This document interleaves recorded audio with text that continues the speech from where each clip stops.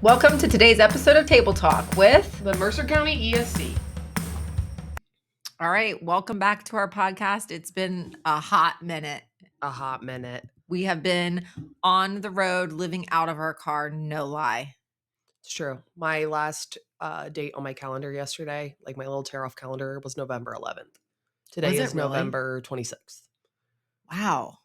Yeah, no lie. Like we had to call Renee and ask her to water our plants. They're resilient. Because they were legit dying. Mm-hmm. So, and when we say that we've been on the road, we really enjoy our time on the road. Because we have been in districts and we've been working with a lot of teachers and teaching them how to get into their state testing data, how to create item analysis reports, and then talk about, next steps and things like that. So it's been really good. Yeah, it is good. It's good to work with teachers and be in districts during the school day and see kids. It's a lot, but it's good. Yeah, it is. And you'll notice that we are in a new little area. We got kicked out of our old area. I think you need to move over though, because you're kind of I think you have it. Well, yeah, I have nowhere to put my legs. Okay, all right. I'll turn it a little bit. Says the woman with the open spot. I have nowhere to put my legs. Should have switched. Okay. I'm a giant in real life. Yeah, I mean, the 7 people who watch us know that I am a giant in real life. She is very tall. And when she gets into my car, I always have to tell her, you can move the seat back. Well, I also probably don't want to be in your car in the first place because we know how much I hate riding with people. Okay. All right. We had to go to Columbus last week. And you were in my car with me for 4 hours altogether? Yeah, it was a lot for me. I had a couple panic attacks. We only got lost once. Or was it twice? It was twice. Maybe it was twice. And it wasn't ever really lost. We got to the 270 split, and Lindsay made an executive decision to just not go the right way. And then here's the best part. She tried to gaslight me. She's like, there must be an accident somewhere. And she rerouted us. No, I watched the whole thing happen. I was sitting in the passenger seat and you went the wrong way. But you didn't speak up either. Well, sometimes I just start talking and I just keep talking. And here's the thing. She won't let me drive. She thinks I'm a bad driver. I don't think she's a bad driver. She is just a little scary sometimes. I need you to elaborate because I still am not processing this. I think I'm a great driver. Okay, come on, tell the truth. The rumble strips, we hit them quite a few times. Oh, come on. I almost said a bad word there. We almost would have had to delete this whole segment. But that's how my husband drives. It drives me crazy. And he's always on the rumble strips. And I'm like, no, just let me drive. I am not always on the rumble. I'm getting a dash cam and I'm going to make you watch footage. I want to talk to her husband. I want to talk to Colin. But no. Yeah, so we've also... We won't go into any more detail. No, but I also don't like roundabouts. Okay, but no, we're not done. We're not done. We're not done. I'm not done. You don't get to just move this forward. So we finally drive 16 miles back out of the way, right? Oh, come on. Yes, it was. Down 270, and then we flipped around, and she's like, we've already gone this way. Yeah, we have, because we turned around. So I can see the hotel. Okay, so check panic attack number 1 off the list. Okay, I'm sweating, my armpits are sweating. I'm like, I just want out of this car. We see the hotel. I'm like, there it is, like a beacon shining. Do you know what Lindsay decides to do? Drive right past the entrance. Right past the entrance. And there wasn't an easy entrances. I thought there was another entrance on the road that I was on. Because you asked me, why didn't you say anything? The GPS was saying things and you ignored that. So actually, the GPS was on silent. No, I changed it. That was on the way home. That was on the way home, and I changed it. She was on. Well, whatever. It doesn't matter. We weren't really lost. We had plenty of time. We had plenty of time. Whatever. And then we got to the hotel. So we were visiting a STEM school, which we'll talk about some other time. And we get to the hotel and they say that they only have 1 room. I was going to sleep in the dumpster. I'm not sharing a room with her. You should have seen her face. It was great. She thought that she was going to have to. She's like, there's only 1 confirmation number. I think there's only 1 room. I was calling my husband to come get me. I was texting him, you're coming to get me. Well, whatever. There were 2 rooms and we had 1 confirmation number and it was just fine. And then, and I locked my keys in my room. After she emphasized to the lady checking us in that it would be me I did who say would that. lose her keys. I did. It was not me. Not once did I ever lose my keys. No, it was me. And when I got to my room, I literally was laughing so hard. I didn't want to call her, but I knew that she would find out. So yeah. And then I would have razzed her even harder. So the honesty is just like I tell my 6-year-old, you just got to be honest with me. I'll still make fun of you. I'll still be cruel, but it will be less cruel than when I find out on my own. That's all the time. It's true. Yeah, absolutely. Yeah. Yeah. Okay. Well, that's enough of our little shenanigans. Today we are going to talk about what next steps are beyond us just coming into districts and showing them how to build item analysis reports, how to build projections with value added. So what are next steps? What do you do with all of that? So we're going to talk about that in more depth today. So the microphones, the sound, it sounds so much better. It's so good when you plug it in. Yeah. If you don't recall, our last remix buffering. Our last episode is when we recorded our whole thing, and it was over the local report card and legit like 30 minutes of 30 minutes. That podcast is like almost an hour. That's our longest one. I think 30 okay, minutes. It's like 30 minutes. Okay, we spent like an hour doing it. Yes. But I forgot to plug in the microphones. And so Emily still gives me a hard time about that. But I remember to plug it in today, and I made sure that I showed you. Yeah, it was a whole big to-do. Witnessing Lindsay plug the thing into this expensive podcast equipment that we just didn't use last time because it wasn't plugged in. Correct. Yep. Okay, Emily, what do we want to start with? I don't know. Well, you have data, right? Everybody has data. Yeah. So the thing that I think we are hearing now is, what do I do with this data? Yeah. And obviously I would say the hardest part about it is simply time. Like the time to go into that data and use it. Because I would say even just when I was in the classroom, it wasn't even that long ago. And the data that we have to help drive instruction is so much more rich.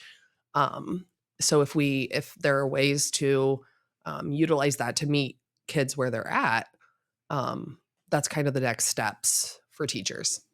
Yeah. And I think, so when we've gone into districts, we've brought them into the CRS, into the centralized reporting system. We showed them how to create item analysis reports. Some of our districts are utilizing the field authored assessments, the benchmarks, the checkpoints, and I think those are great tools. You can keep building item analysis reports from those assessments, so that way you then can meet with your team of teachers and talk about what next steps are, because I think from there you would be able to find out very quickly what standards your students are struggling with. And I think those field authored assessments give you the ability to align your assessments to the units that you're teaching, because I think that's been the biggest hiccup or the biggest hurdle with the checkpoint and benchmarks is it's over all these standards that I haven't taught yet, because my units are split into chunks and they don't always match exactly what they're teaching in the classroom. And I think that is the hardest part. And I think it's harder for certain content areas than others. Like using, we have the push for high quality instructional materials. So we're using those high quality instructional materials with fidelity.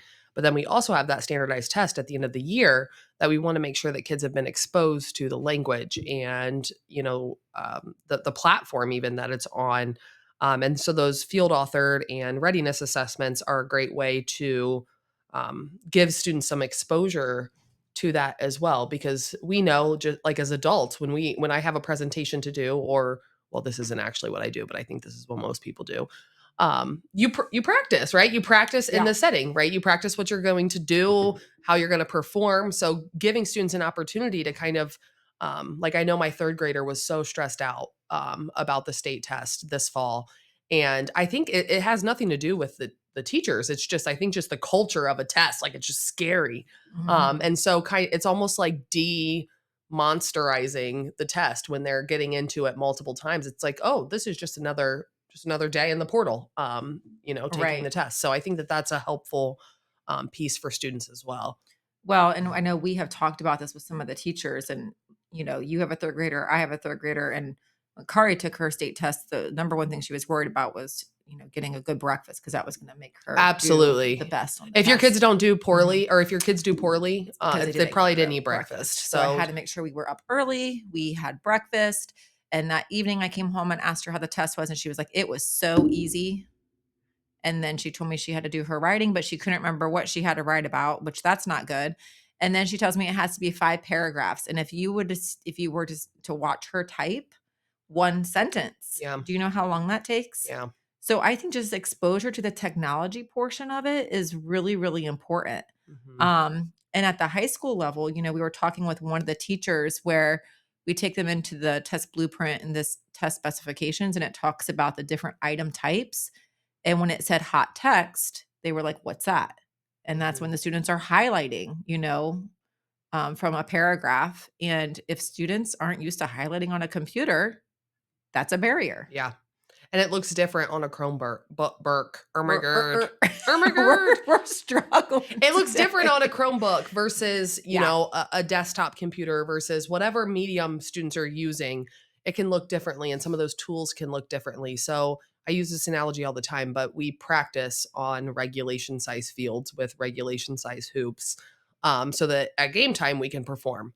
And there's a reason people have home court advantage, because they're comfortable on the field that they're playing on. So if we can get students, give them that home court advantage with the test, and give them some practice so that they're familiar with it and they know the nooks and crannies and where things are hidden. That's not teaching to the test. That's equipping students with the ability they need to show academically what they know, instead of being inhibited by, the tools or features that are a part of the state test. So we know that the state test is not the be all end all. There is growth in so many other ways that happen. But at the end of the day, it is an assessment measure and it's an accountability measure. And we know how hard our teachers are working. We're meeting with them every day, and we have local experts we know who are doing great things. So we want the test to reflect those great things that they're doing. So I think that for the teacher, on the teacher aspect as well, because again, we know it's not the be all end all. It's probably the hardest part of our job is knowing that this is not it. This is not the thing. But like it is. Well, yeah. And some of the other conversations that have come up now that the item analysis report releases a percentage of students that chose A, B, C, or D, it can give you a really good idea of, this is probably why 50% of my students chose B and 50% of my students chose C. So let's talk through that. Yeah. And I think that you can use a lot of that information to help guide your instruction, your assessments, to make sure that you have the rigor built into your assessments too. Because I think that's kind of that next step is like, my students really struggle with DOK 3. So how can I question that in my classroom? And I think that when you can combine all of these elements of data together, so you have, the centralized reporting system that has the item analysis report for students, it has, you can go in and kind of see what a state test looks like. And then you add that value added aspect to it as well, that looks at it more at the student level. What is a student projected to do? And we've talked about this. If we've been in your district, we talk about how value added almost levels the playing field. And it has been sort of when you say value added with teachers who have been in the classroom for a while, there are audible groans. There is pushback, which we welcome pushback, because you're not going to utilize data that you don't understand or that is overwhelming or you think is unfair. But value added gives you almost a look at the student level and the capacities of the student. So we talk a lot about matching that up with performance level descriptors, because there are kids in students' class or in teachers' classrooms that their best is going to be limited. It's not going to be proficient. And that's okay, because we're trying to close that gap and get them to the best of their abilities. So when you can use some of those descriptors, like what is a limited student able to do in Algebra 2 or grade 4 ELA, and then almost use those as a checklist for those students. Gosh, you know what I realized? We're getting so good that we barely have to cut and I know, we're like professionals. We just hit record and we don't even know what we're talking about. No, we don't know what we're talking about. So if this is, I mean, we know what we're talking about, but it's probably pretty anxious to just fly off the cuff with somebody like me who could say things that you just don't know. It helps that like I can't like that this belongs to the ESC and I can't say things I'm really thinking. That is very true. So that's safeguard. Yeah. Okay, so we talked about student projections just a little bit. So within the value added website, when we take teachers in, we do show them how to build custom student reports for all their students that they have currently sitting in their classroom. And I feel like that's one of the best reports because you can really see like what are the projections for my current students that I have. And do you want to talk a little bit about like those bubble students and how you can look at those projections? Yeah. So, and I know we've been in the most of the districts, but you know, I always start with saying how anti-value added I was when I was in the classroom. Like I am a former high school ELA teacher, so I was very anti-value added.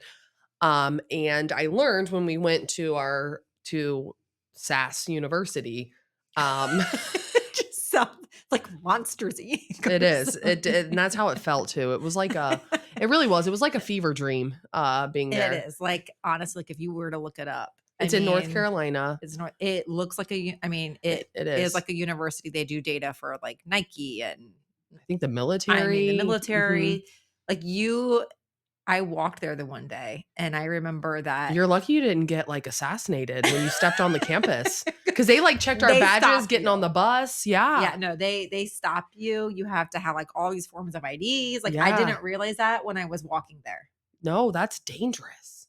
Oh my goodness. It's in Cary, North Carolina, it looks like Pleasantville. Like if you've ever seen the movie Pleasantville, like it's very safe. Yeah. But it's very like the security is high. And well, when I went there, I learned so much more. What frustrates me about value added is that so many people don't understand it. And there's so much good data, rich student data. Like throw away what color a teacher is. Like that's more from an administrative level because we've learned that if a student has 2 ineffective teachers in a row, making up that ground is huge. And ineffective, I hate that word because again, there's so many not measurables when it comes to tests. But that's more of an administrative level to kind of be able to place students in a place where they can learn best. But that student level data is critical to be able to help students get to their best. And so once I learned that about value added, that it's not evaluative. It's not to be used in a way to weaponize things against teachers. It's more to help those students. So with that being said, those bubble students. So what's really cool is, you know, they're taking all of the students' testing history into account to be able to try to figure out where that student is a reasonable shot for that student to get when they take that state test. And so those bubble kids are those kids that may be on the cusp of being accelerated or on the cusp of being proficient. And if you can just find a little way to bump them up, you can really help that student flourish. And we were working with a teacher last week, and the growth that students had with her was phenomenal. Like you could just see that she had reached them in some capacity to be able to fly them up, you know, into those ability levels that they were probably meant to be in the first place, right? So pulling that data and seeing those bubble students and then juxtaposing that with, you know, maybe you're doing readiness assessments, benchmarks, checkpoints, field authored, and you can see some of these spaces where those bubble kids are missing some information or missing some skills, and you can kind of help fluff those skills up to get those students to that next level that they're capable of doing. And I think the other thing is you have students that you could have some conversations Absolutely, about their value added. And we've had teachers that actually show their students their value added testing history and where the projections are. And sometimes those students, like, that's what they hold on to. And they'll come in the next year like, hey, did you see that I scored and accomplished? Or absolutely. Or whatever it is. Ooh, gosh. Well, we talk about motivation all the time. And how do we get students motivated? Because let's be honest, does anybody want to take a state test? Like, I don't want to take a state test. Every time we're doing this stuff, I'm like, oh, thank goodness it's not me taking the test. Right. When I was working with that biology teacher. Oh, the biology. Ooh, biology. Goodness gracious. I can't believe any of us ever had that information in our head. Like that. And the geometry. And I know you like geometry. I know I like geometry. She does not. The shapes? What? No, it's made up. I know I need to believe in it. Sorry, geometry teachers. I think it's made up. I think it's all just made up. Oh my God. Well, good thing you don't talk a lot about geometry then. No, I don't. I run away. She does not like to talk about geometry. I loved geometry. Well, when you're with the math teachers, you're talking about bell curves and percentages. And like with the ELA teachers, I know they're not going to question it. They're just going to go like, okay, whatever you say. The math teachers, they're going to question it. They're going to question it because they know. They do know. They know. Our history ELA people, they're just like numbers. Yeah. Math and science, scary people. Good people. So, with all this being said, I think like the best next steps are to kind of create a plan with your item analysis from your state test and then do some of those checkpoint benchmarks, even if it's unit assessments. But I think like creating some field authored assessments so that way they are practicing within the testing portal. So it's not so scary when they get to the state test. That way you do know, is it a content barrier or is it more of a technology barrier? And then do some practicing within there, but then sit down to actually look at that data. So then you can make some informed decisions about your instruction. Because I remember like my daughter, one of her biggest fears was she's not allowed to ask questions during the test.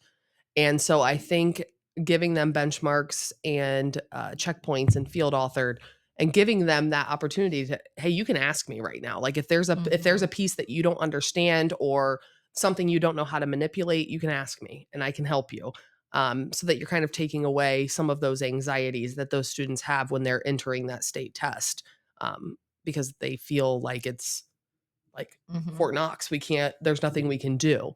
And I think that helps substantially. Exposure. Yeah. So I feel like that's it for today. And besides joke. I think the other thing is if you're an administrator listening, the resounding comment that we've heard is that people want time to go into that data. And I know that time is one of the least resources that we have in education. But when the people have good data and they are driven and motivated, which all of the teachers we've worked with are, they just want that time to be able to dive in and truly understand how they can use that data to drive their instruction. Yeah. Well, and I think some of them do have like, their TBT times or they have a common plan time where it gets quicker and quicker the more that you're looking at data to come into a meeting and then it be productive, like as a whole group too. And so maybe this next steps is also building that you use in your meetings, building some sort of template that drives that every single time, because we know how that goes when you sit down for meetings. Sticks and straws. We'll talk about that some other time. Okay. Joke of the day is next. Oh gosh. All right. This never happens, but I get to do the joke of the day because she couldn't find one quick enough. No, but I should see if my little things work. Okay. They do work. Okay, this better be the Okay, all right. This better be the best joke I've ever. If I don't fall out of my chair. Okay. What wild animal does well on exams despite not studying? Don't say it. I'm not going to. Wild animal does good on exam. That was a little ASMR there for you. Oh, while I was processing. Good Lord. I don't know. The cheetah.